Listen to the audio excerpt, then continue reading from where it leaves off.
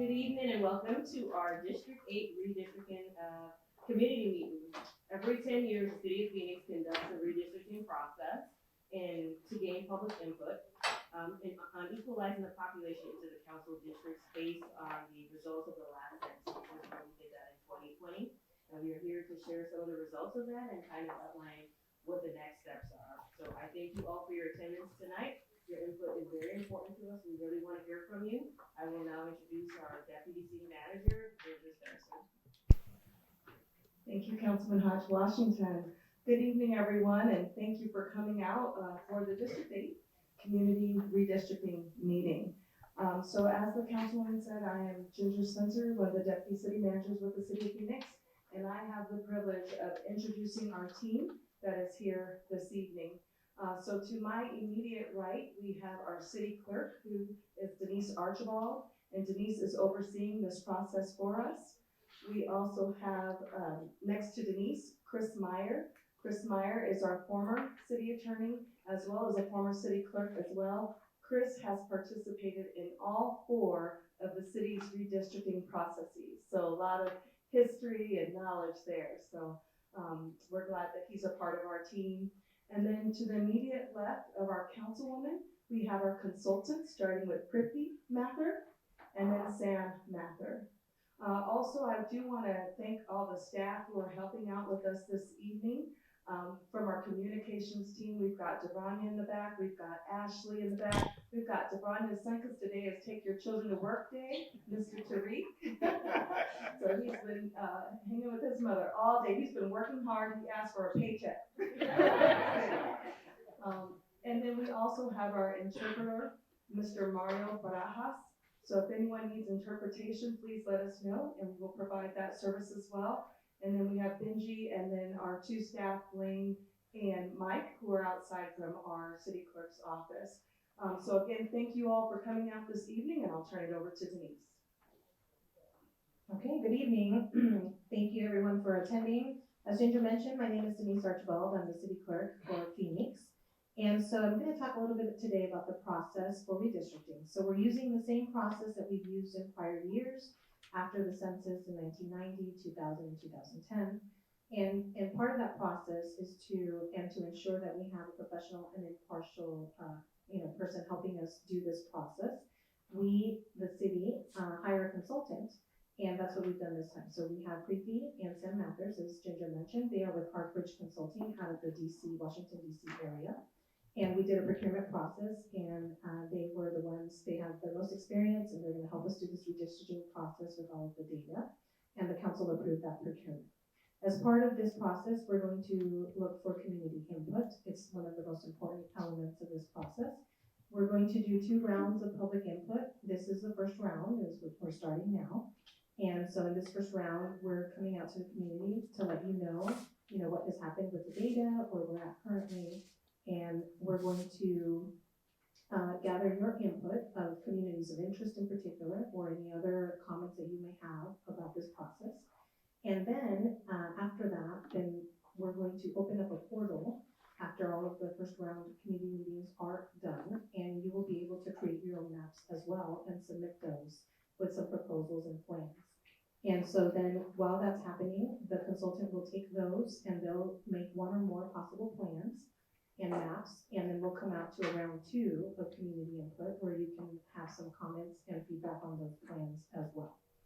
And then after that, then with all of the community input and those plans, the consultant will come back to the council with a proposed plan or a few plans, and then the council will decide what the final boundaries are.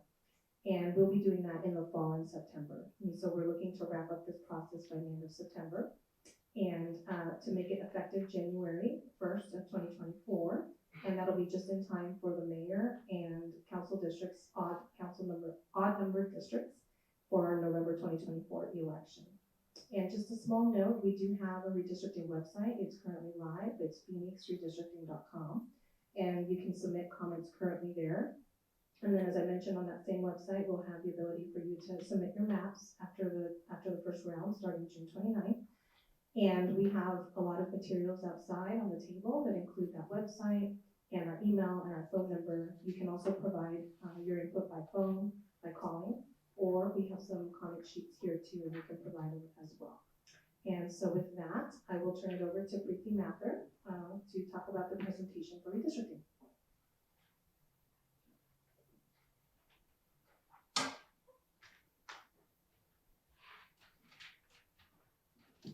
Testing. Good evening, everyone. I am Preeti Mather and I'm with Arc Bridge Consulting. We are based in the Washington, D.C. area, and we have been doing redistricting since the 1990s.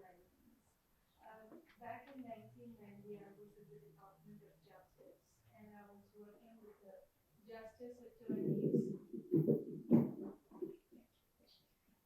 justice attorneys so that to review the redistricting plans. So today I'm here helping the city of Phoenix, and my goal today is to show you what the data is like and how we will have to make changes based on the 2020 census. So as you can see on my PowerPoint, we are going to talk about 2010 and 2020 data. In 2010, our current districts are based on 2010, so we'll just give you an overview of the data back then and the data now. So as you can see here, this is your current council districts that have been there for the last 10 years, and they were drawn after the 2010 census. In the 2010 census, our population for the city of Phoenix was 1.4 million. And now, with 2020 census, the population of the city has grown to 1.6 million. And what that means is when the councilwoman said, all the districts should have equal population, our target back in 2010 was 180,704. That was the target that we were trying to reach for every district. And now that target has grown to 201,017 people.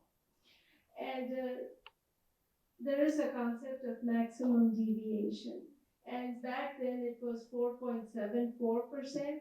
And now the same districts which were based on the 2010 census, the maximum deviation has grown to 14.45%.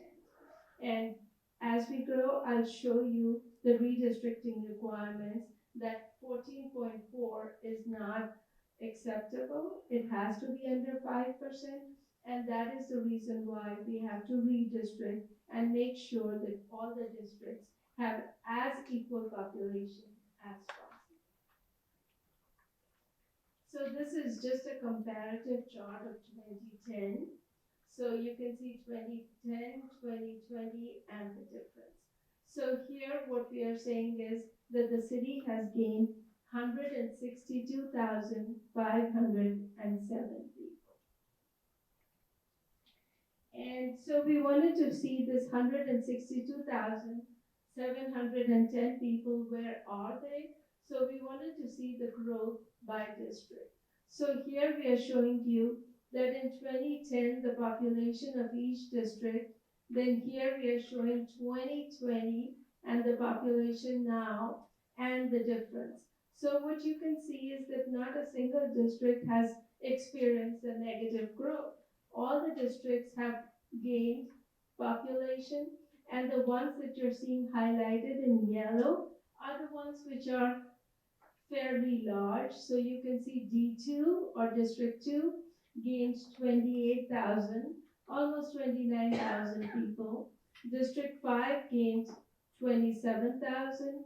District 7 gained 32,588. And we are here in D8. You can see D8 also gained 22,000, approximately 23,000.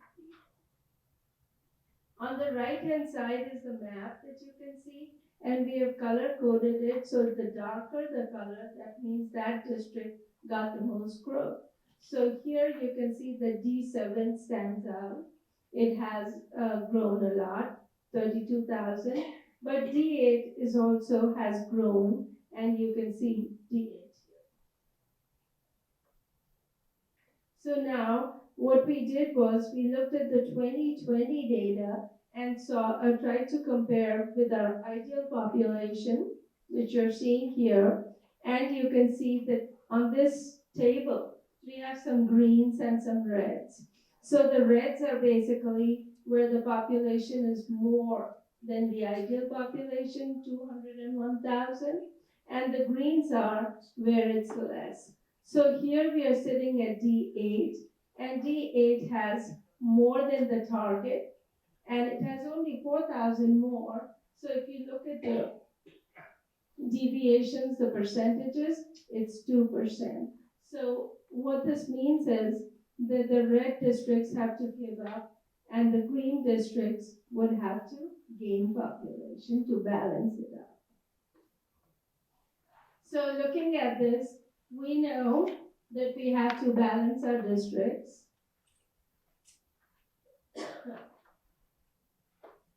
So here, this is the same information, we are showing it to you, that the dotted line is our target line, ideal population.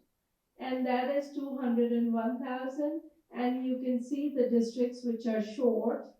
You can see D3, D4, D1 is just right at the target line, and you can see that D8 is a little bit over the target. Okay?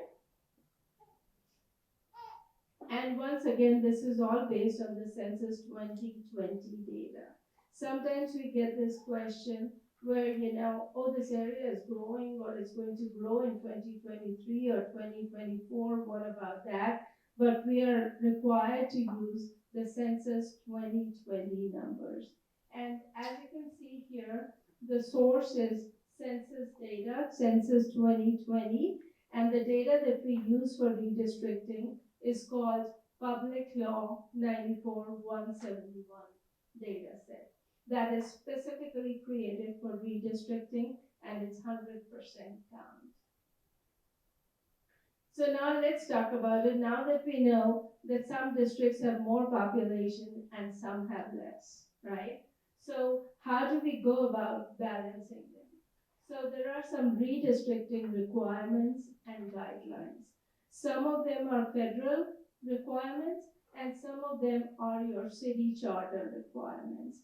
And then there are some guidelines, and once we talk about the guidelines, you can see that there are competing things here, and then we'll talk about how we are going to try to apply it. Okay?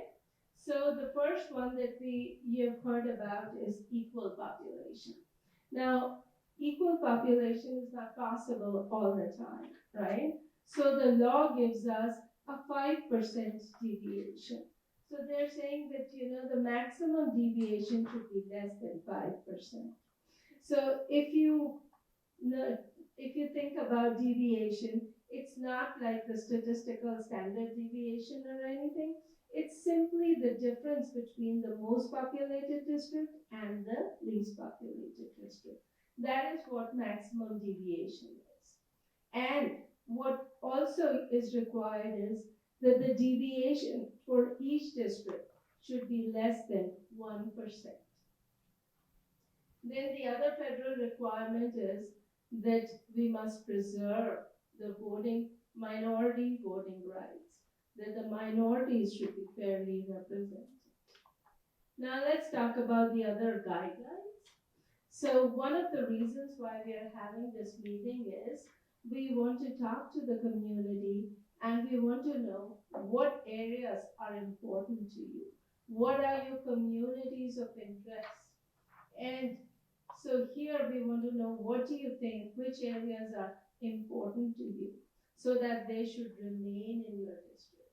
So here we need your feedback about that. Then the district should be compact and contiguous. We cannot have districts, with, cherry picking population to get to a certain point, but they have to be contiguous and compact.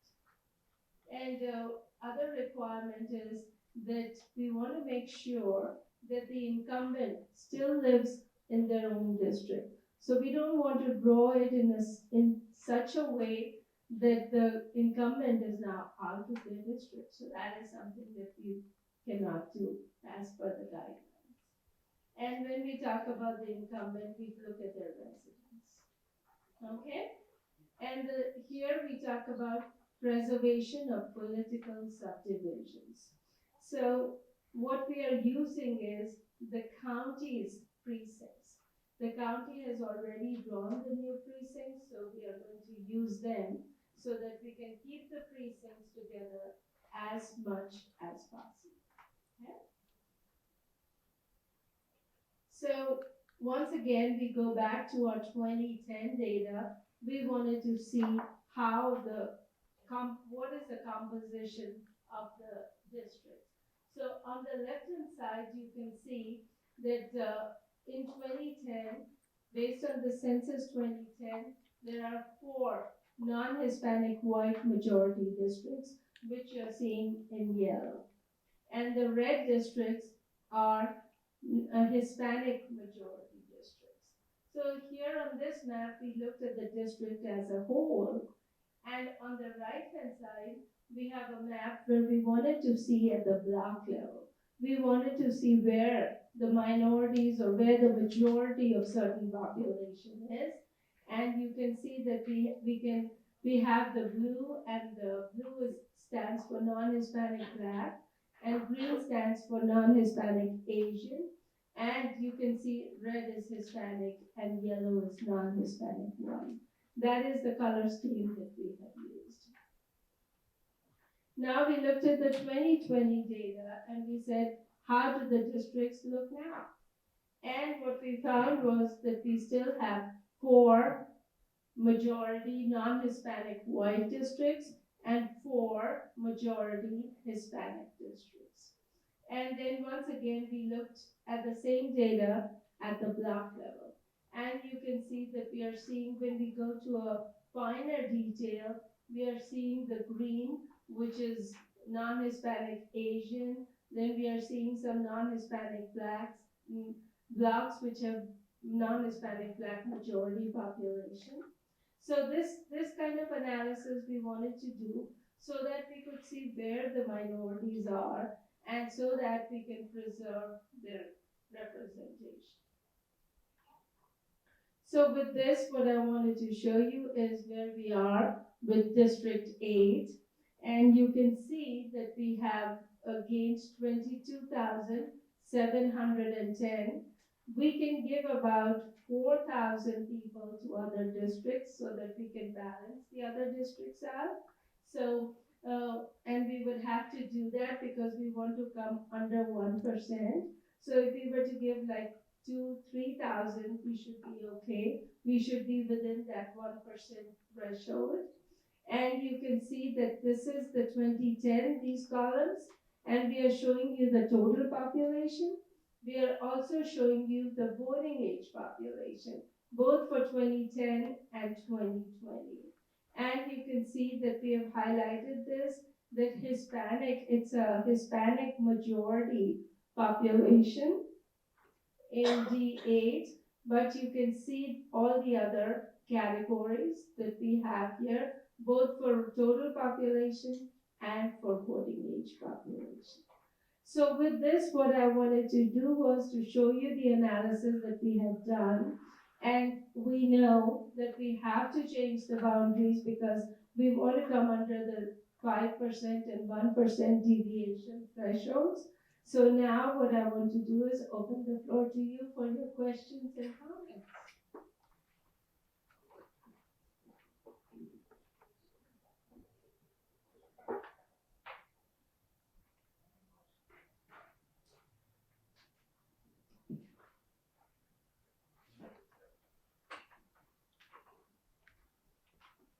We have some questions already, so comment cards already submitted. I'll go ahead and go through those. Tatiana Pena. You want to take a pause? No, I can go. Okay.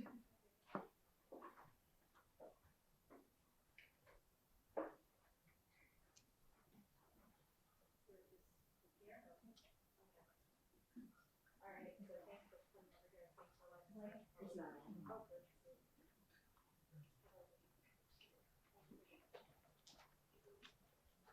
I'm Tatiana Peña, I'm from South Phoenix, born and raised. Thank you for letting us have this public comment and to participate in the redistricting. This is something that I think is really important, that we have public comment and participation so that we have proper representation of our community.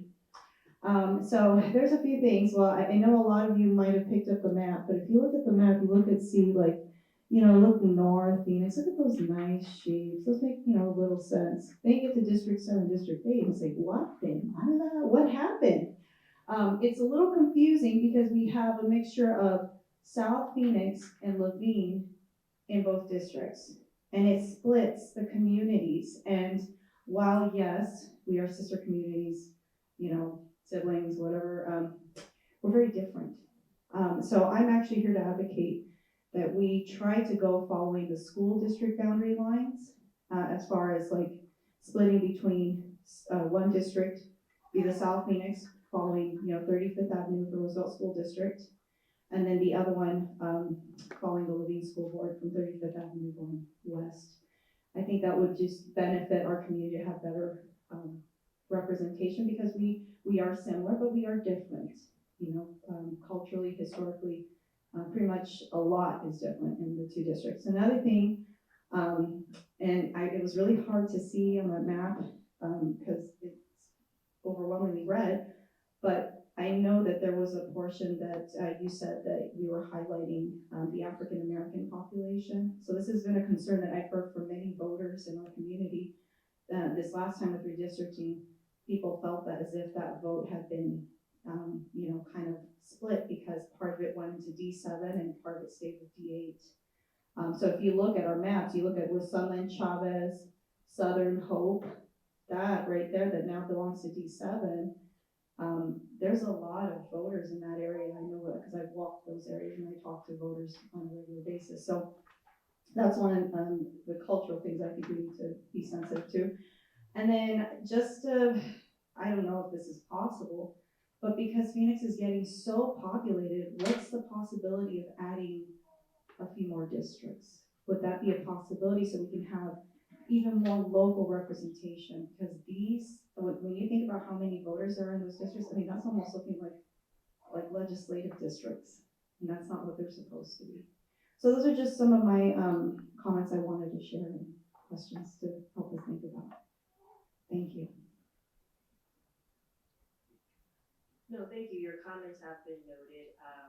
At this juncture, my understanding, and Ginger will correct me if I'm incorrect, we are not at the point where we're considering additional districts at this juncture, but I think we do have the bandwidth with the consultant moving forward, if that is the pleasure of the remainder of the city council to extend that. Thank you. The next speaker I have is Michael Goodman.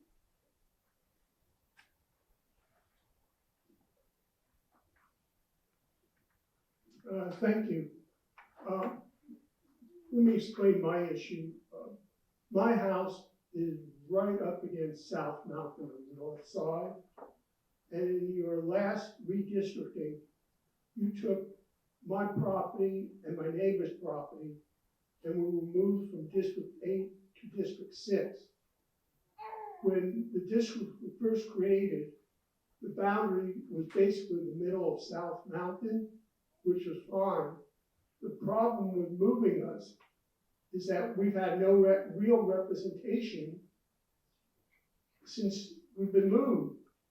When we have had issues, we go right through District 8, and that's what gives us our support. So I think we know that District 6 is already the most gerrymandered district you have in the city. Matt will tell you that. So I guess what we're asking is that to bring us back into where we belong, where we're tied into, which is District 8. And I know you are going to tell me you can't count this, but if you look at District 6, you've got what's called the Upper Canyon development, which I'm sure you're aware of, which is approximately, if I remember, about 350 vacant acres west of 19th Avenue, which is coming under development, which is going to produce a tremendous amount of residents. And I'm sure that's gonna make up for, we show District 6 being a little bit on the low side. Like I said, I understand you have to stay with the 2020, but that is gonna be a fact of life by the time you get to the next redistricting. So in some way, we should be balancing out the areas. That is my issue. Thank you so much for your comments. We've made note of it and we'll factor that in. The next speaker that I have is Melissa Gallegos.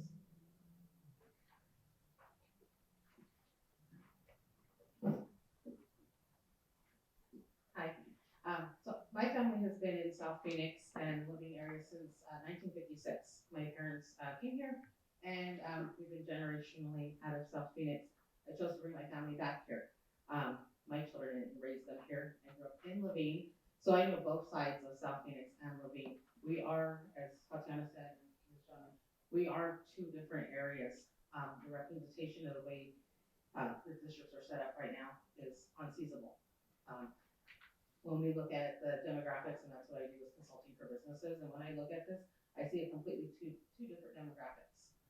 We see difference in our representation of the Hispanics and Black are represented in areas of Laveen that would be considered a South Phoenix issue. And they're not getting, like this gentleman said right here, they're not getting what they need from District 7. They need to go through District 8 to actually get, because of where they're sitting at. So we have like in the heart of the district, which would be the Sunland, Chavez, and Hope District, that is in the middle of South Phoenix, and it's considered part of Laveen. So when Laveen is looking at their issues, they're not looking at that issue that's sitting in that middle right there. So really representing it is by bringing that back, like this gentleman said, to closer to the mountain, splitting it and giving Laveen some of their weight, so that we can represent them equally, but represent the community here, because we do have such a large growing community of Hispanic and Blacks that are not being represented correctly. Thank you so much. The next speaker is Robert Branscombe. Thank you, Councilwoman. My name is Robert Branscombe. I'm a resident of Laveen. I sit on the Laveen Village Planning Commission. One of the challenges we have out in Laveen is because we have an intermixture of county and city. And I think that's to our detriment. I don't know what the plan is to try to annex those pieces of parcels into Laveen, but that would assist us with some of our representation, because even though there are propositions that come up on the city ballots, those individuals in those areas don't get to vote on that. As an example, 51st Avenue in Dobbins, on the north side on that corner, there's a gas station going up. On the south side of that same corner, a gas station is going to go up. One side is county, one side is city. Hopefully that will be coordinated in the future, but right now it causes a problem because the growth is out there, but it's intertwined with the county lands. Second thing is, I recognize that District 6 is split up, and from the data and from the makeup, it looks like it's split up to keep the affluent areas together. We need to address that, because that is gerrymandering at its best. Somehow we have to bring District 6, either Arcadia area, and incorporate some of the southern or northern part, or do something about the southern part of that, because I think that's a disservice to all of us in the city to have that gerrymandered like that. Thank you. All right, so, Mr. Branscombe, we're gonna address some of the things that you just brought up. So in regards to the county islands, that has come up in other community meetings as well, and that's where individuals would like to come into the city service area. From my understanding that I've learned from our city clerk, is that is conducted through the annexations process, and it's driven on an individual basis by the property owner. And so it's more seen as a private matter. But what we can do is I'll make sure to follow up and get you information about the annexation process. And then if there are individuals that you know that want that information, we can share that with them as well. So that's the information regarding county islands. And then the other question about District 6, the barbell, which it's referred to, I'm gonna actually ask Chris Meyer to address that and provide the history there. Thank you, Ginger.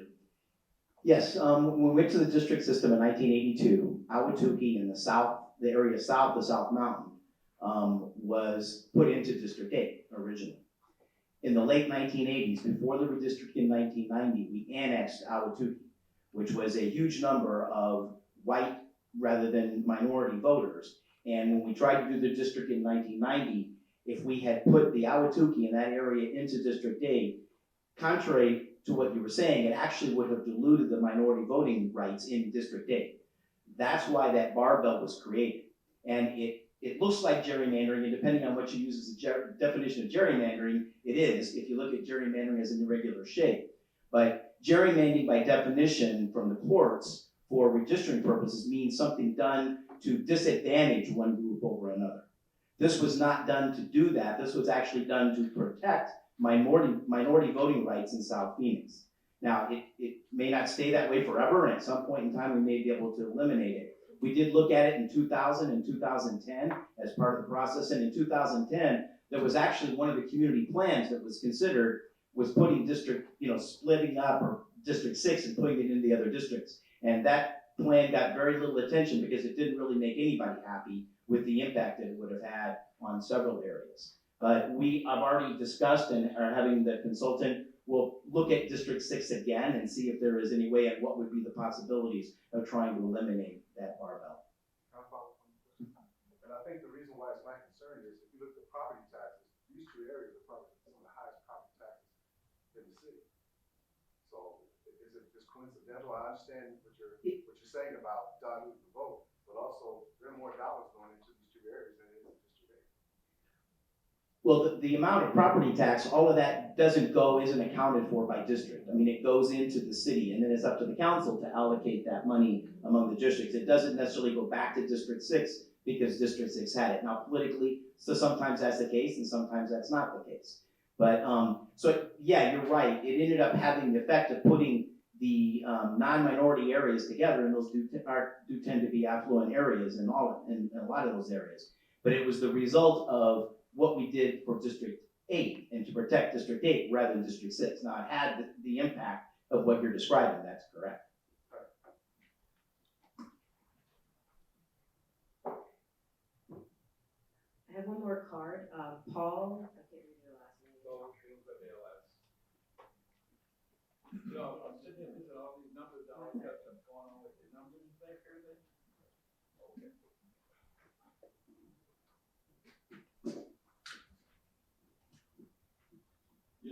Listen to the young lady that talked a few minutes ago, and the number that you're talking about, rerouting this, different areas here. There's 880 people at 24th Street in Broadway, not 24th Street in Southern. The whole area right there, 880 people. Here's what you don't know. I don't know if you care about this numbers or not, but there's another 880 homes going to be put there where it's done golf course. So it ain't like the people that are running from it. It's a situation where they move into neighborhoods. So automatically, that whole golf course now is 880 homes. Anybody know that? And you get the same amount of homes right here at 24th Street. So instead of going somewhere else to do, it's our area that needs to be protected. It's not being protected. You don't count these people. Even though the people not in their home, but there's a task that been put up for 880 people. That's a lot of people. Let me tell you, I mean, a couple of people in the city got into about that, but they said if you count 3.5 people, how do you get 3.5 people? Okay? They did the same thing right here at 16th Street in Roadship. They started out with 153 homes, and when nobody was looking in 2008, they split the property from 153 to 178 homes. So we're down to the city talking about it. So all these new communities was online back in the 10s. A lot of these are new communities. So we're gonna get shafted some kind of way with all these new homes coming online here. And I don't think it's right to be cut out like this because you got a lot of these things. And it's gonna get worse. Like that little big area you talked about, it's gonna blow up. Well, it's already blowing up right now in our community. It's so bad they just change the lights and everything.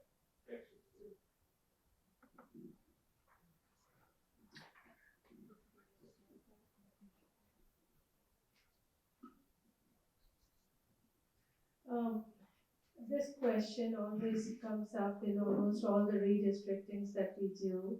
But for redistricting purposes, we are supposed to just use the numbers as they were published in the 2020 census. Now, with the knowledge that you have that houses are coming, maybe we could keep our deviation at such a point, that we are within our thresholds, but still we could account for the homes that may be coming in the future. And that is what the law requires, and that is what we have to abide by.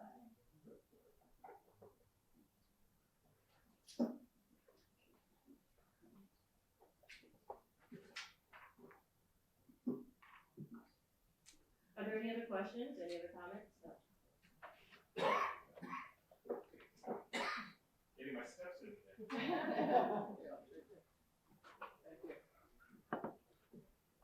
Thank you. My name is Marcia Bushing. I'm a 19-year resident of District 8 and a 40-year resident of Phoenix. I serve on the South Mountain Village Planning Committee and also on the City of Phoenix Planning Commission.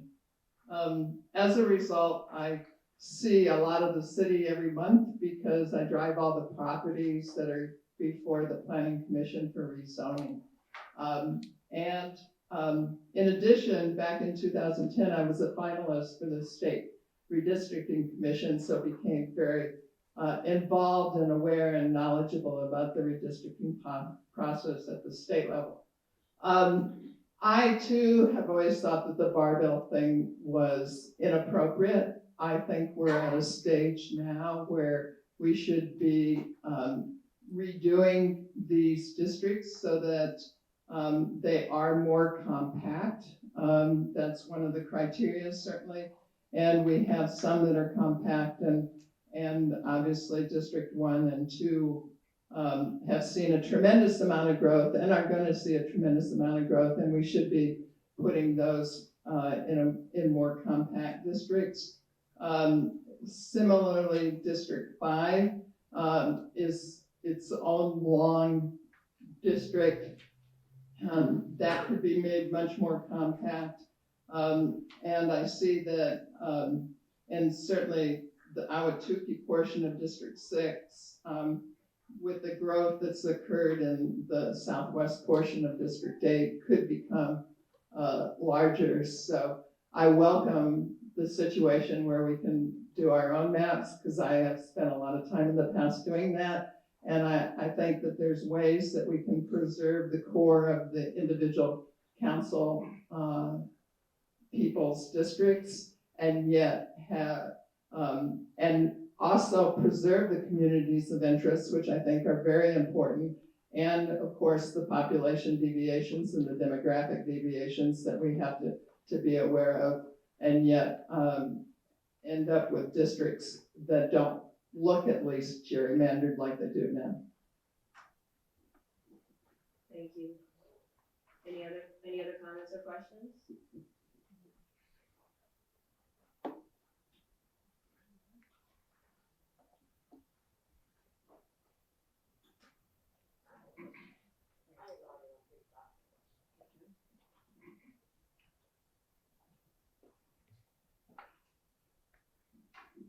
I live here in South Phoenix, and I'm really totally confused, and I think I need to come down and apply for a job so I can, advertise the districts and everything.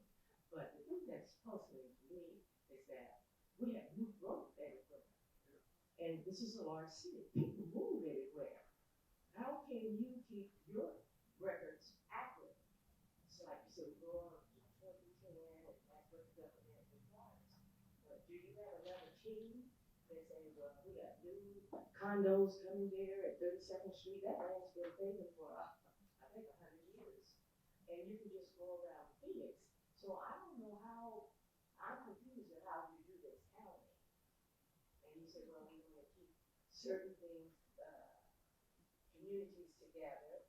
And then the city is constantly merging. Okay, so, like I said, confused. I need to talk to maybe a councilman and say, well, each councilman is supposed to have so many go to that area. And, I just don't understand how we can, keep it level. Yes, so thank you for that question and comment. And so basically, the process that we use for redistricting, just to kind of reiterate and further clarify, is this is a national effort. And it's based off of the census that is conducted every 10 years. And so right now, the data that we have to use legally, that we have to use at any city that's going through a redistricting process, is the same. And that is where we have to use the public law information that was from 2020, and it's actually 194. PM 94-171 data set, which is public law.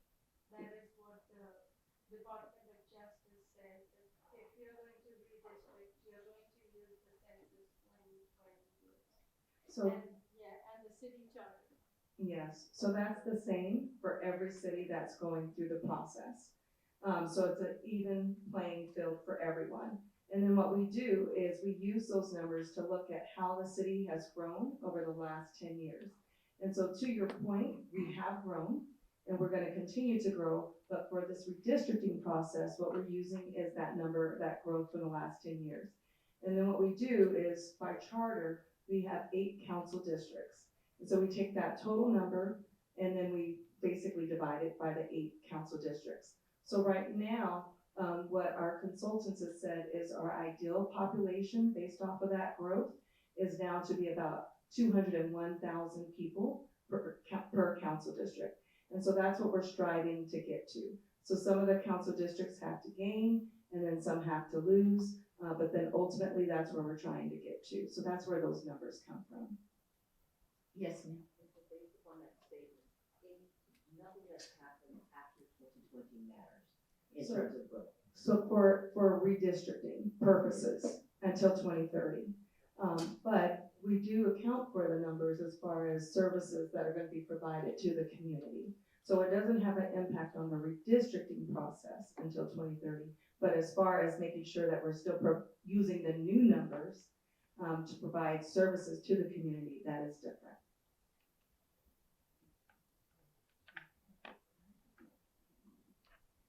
I have a question. My observation on 220 census, and me, guy who rides a lot of bike and runs and don't do it as much now, but I observed that the population seems to be greater than what it indicates on the census, without a doubt. I don't know what it is. I don't want to go there, but I can assure you that it is greater, a lot greater than what it says there. And I'm talking from 48th Street, Broadway, baseline to 19th Avenue. It's not a whole lot of area, but it's enough to give you a good barometer of what's going on, especially in these old traditional neighborhoods. I don't. If I may say, you know how the 2020 or the decennial census is, that it's up to you to make sure that you fill the form. And if people are not particular about that, then there is going to be an undercount. And so it's kind of our own, every citizen's responsibility to make sure that you're counted. And then after the census numbers are published, the city has the right to challenge those numbers. And I know the city of Phoenix did challenge for a certain area, but that was only 300 some people. So the census accepted that challenge. So it's a process between the city and the government and the people. So it's like each one has a responsibility. If you did not fill your form, then you are not counted and it's going to be an undercount. And then the city has the responsibility to challenge it. And also keep in mind that the 2020 numbers were actually counted in 2019. So it's already been like 2-3 years, so growth doesn't stop. It just, everything keeps growing, so. But for the law says, that there is 1 point that we are going to take for, entire nation. So it's not just for the city of Phoenix. I mean, we come across this everywhere. We just finished a project with the city of Dallas, and there they too had the similar concerns. But then, that is everywhere across the country, and that is the process.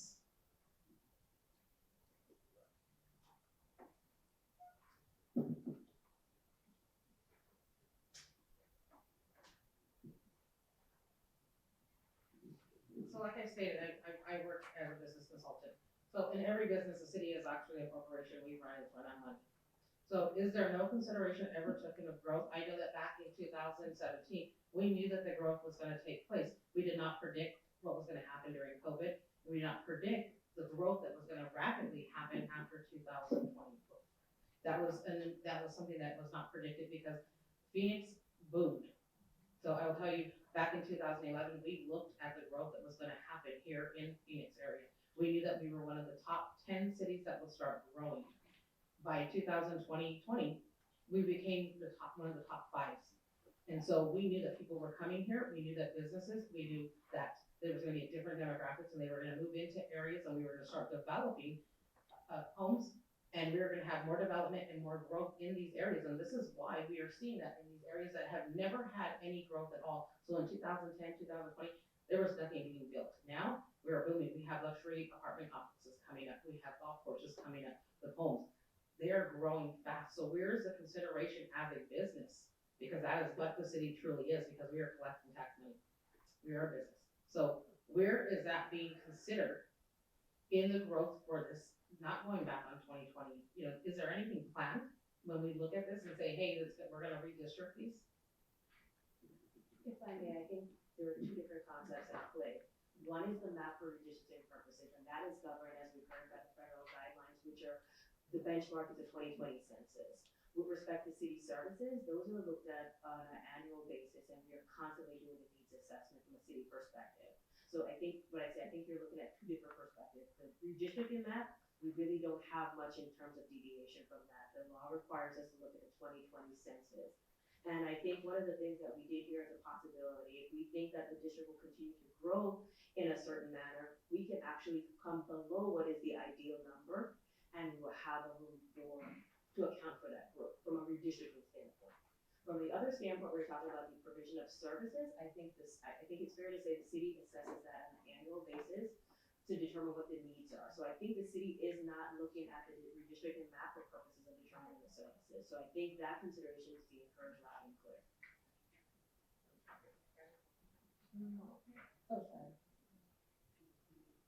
I just thought I would maybe add something that would help understand why we go these 10 years and then we take a snapshot at the census and we use that data for the next 10 years. Now, Congress, the federal government does do a mid-decade census, the 5-year census, and they make adjustments to some things, but not to redistricting. That's done at 10 years. And the reason we do that is it's done all over the nation. They apportion the congressional districts that way. And they apportion money throughout the country that way based on your population. Think about what would happen and all the problems we have if we were trying to adjust that with every development that came along. It's impossible. We'd be fighting with the other states, other places to try to get that money. So we take a snapshot every 10 years, and then we live with it for the next 10 years. Now, as the councilwoman said, there's things we can do locally to adjust to some of that and how we allocate the money that comes in. But at least the federal government does make adjustments and increase and make adjustments in what they're distributing as far as money is concerned at a 5-year point based on an estimate of the population. But it's done to make it a level playing field for everybody, and we all deal with the same thing for 10 years, and then we reset again at 10 years. So there are a few things we can do as far as looking at the numbers to try to accommodate some of that growth, but for the most part, it's an impossible process to try. Look at the trouble we have trying to count it every 10 years. Can you imagine trying to do every month or every 6 months or every year? It's just not something that's feasible, and none of us would want to spend that kind of money to try to count for those kinds of things that often.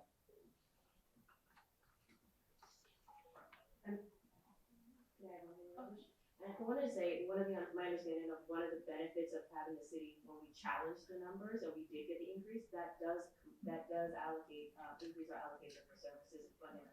We get more money as a result of that, so we are moving it forward in that direction.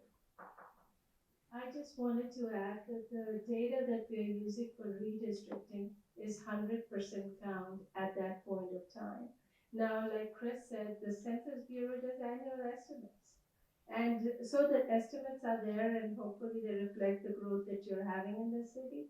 And like the councilwoman said, these numbers are for redistricting purposes and the services, the city knows the growth and they address that.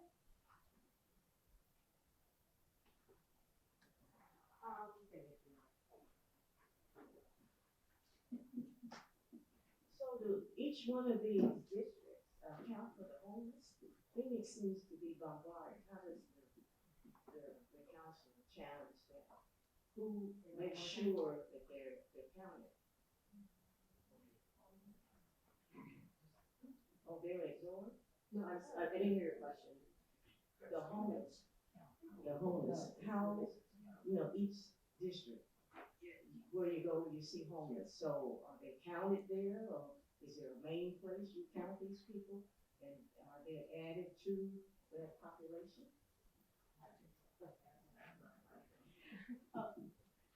Homeless, once again, it's up to those people because when the census counts, it does not get your address.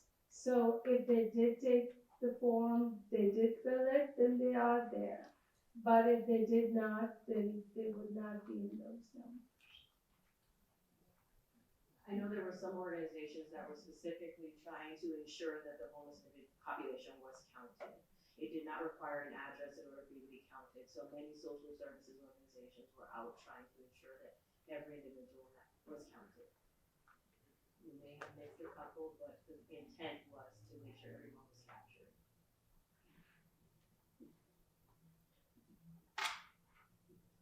Okay, so I know I kind of asked this and you guys kind of gave an answer, but I wanted to return back to it about the idea of potentially adding more districts. I understand District 6, we do look at it and I'm looking at the map and I'm like, wow, that is pretty crazy.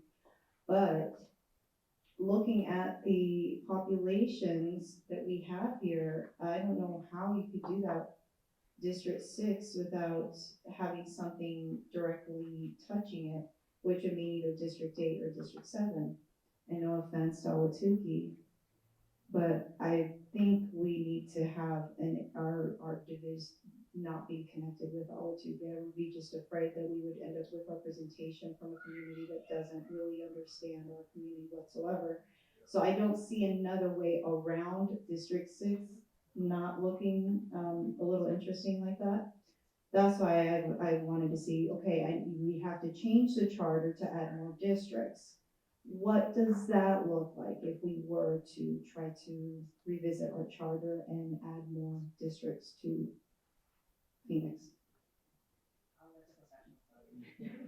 So I'll add to what the councilwoman stated earlier. So as she mentioned, for this redistricting process, at this moment, we are not considering adding additional council districts. But as she stated, we do have our consultants on board. So once we complete this process, we can then start looking at that question. That has come up from council members. It has come up in other community meetings. So as you stated, just for everyone's knowledge, right now our city charter basically calls for 8 council districts plus our mayor. So if we wanted to go from 8 council districts to 10 council districts, that would require a vote by Phoenix residents. And so we would have to call the actual vote, and council would do that, and it would be on a city election. And that would come forward to our residents to approve. So if it was approved by Phoenix voters, then it could happen.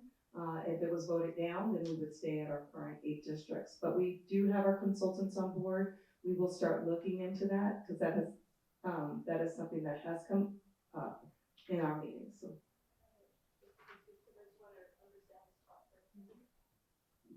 Okay, thank you for explaining that. So since it would have to come to a city election for the voters to vote on as well, would that mean that redistricting would have to wait for that to happen? Or could we do redistricting and then this would have an impact after? It would be the latter, where we would do the redistricting and then they would have the, vote on the charter if we want to increase the number of districts. Okay, And so just to add, the redistricting process right now that we're going through will impact the November 2024 election, which will impact, I want to make sure I'm getting the council districts correctly. It's districts, mayor, and it's for the mayor and our odd districts, 1, 3, 5, and 7. And then additional districts would be for future.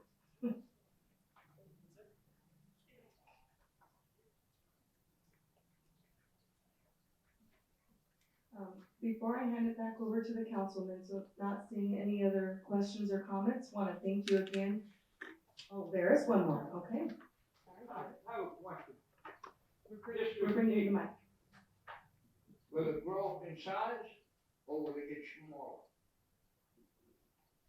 So what we are, Based saying, on the population, I would think that it would grow in size. so district, so district 8, the councilman's question is about Not the actual area, you know, the number of I'm people. talking about based on the population.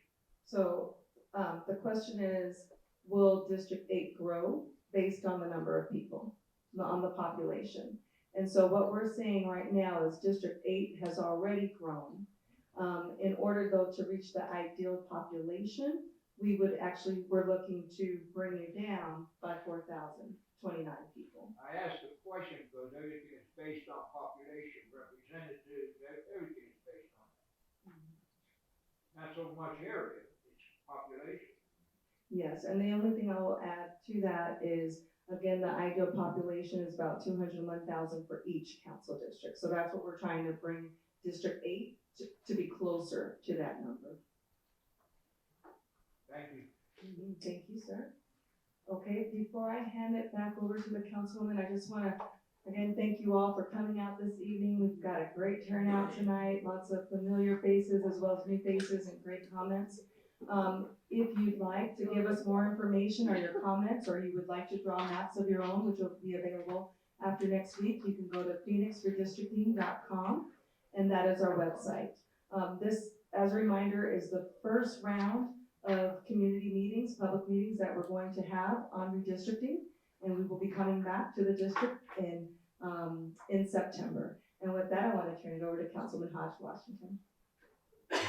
Well, thank you. As Ginger mentioned, we want to thank you for taking the time to come out. Your input was very important. You've shared a lot of the concerns I've heard about it, so I'm duly noting, and hopefully we can come up with something that works for everyone. Again, I just encourage you to submit your own map. Take a little time, play around, and come and see what you think would work for us. So we have more options for our consultants to consider. There's also material on the back if you have any questions as well. We will be around. So again, thank you for your time and have a great rest of your evening.